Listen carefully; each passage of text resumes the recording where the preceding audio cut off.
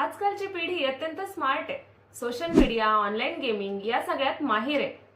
आजच्या पिढीला टेक्नॉलॉजी लहानपणापासूनच अगदी उत्तम हाताळता येते. एका क्लिकवर माहिती मिळते, एका टचमध्ये संवाद होतो. पण प्रत्यक्ष संवादाच्या बाबतीत मात्र ही मुलं मागे पडत चालली आहे. आजच्या पिढीला प्रभावी संवादाचं महत्त्व पटवून देण्याची खूप गरज आहे.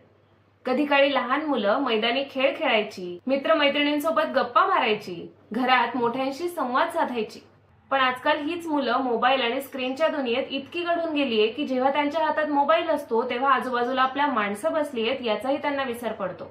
म्हणूनच आज मी तुम्हाला अशा काही संवाद कौशल्याच्या टिप्स सांगणार आहे ज्या लहान वयातच जर मुलांना शिकवल्या तर ते कुठेही आत्मविश्वासाने बोलू शकते. काय बोलावं याबरोबरच महत्वाचं असतं कसं बोलावं. त्यामुळे शब्द वापरण्याचं भान, हावभाव, आवाजाचा टोन हे सगळं मुलांना शिकवायला हवं. तुमची बॉडी लँग्वेज बोलण्याआधीच खूप काही सांगते. त्यामुळे एक्सप्रेशन्स, हातवारे, आवाजाचा चढ उतार, एकूणच बॉडी लँग्वेज मुलांना शिकवणं फार महत्वाचं आहे.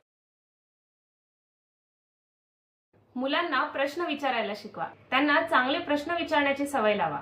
तुला काय वाटतं, हे का झालं असेल, याचा अर्थ काय आहे, वगैरे वगैरे प्रश्न त्यांना विचारायला शिकवा.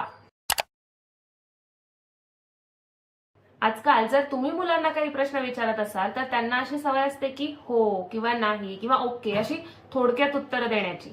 तर त्यांना जेव्हा तुम्ही कुठला प्रश्न विचारता तर तेव्हा त्यांना सांगा की अजून डिटेलमध्ये सांग, थोडं अजून बोलायला लावा.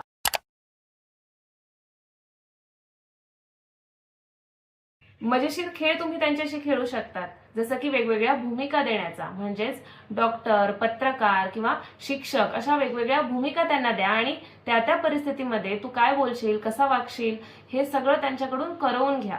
त्यामुळे वेगवेगळ्या परिस्थितीत बोलण्याची, आत्मविश्वासाने व्यक्त होण्याची सवय त्यांना लागेल.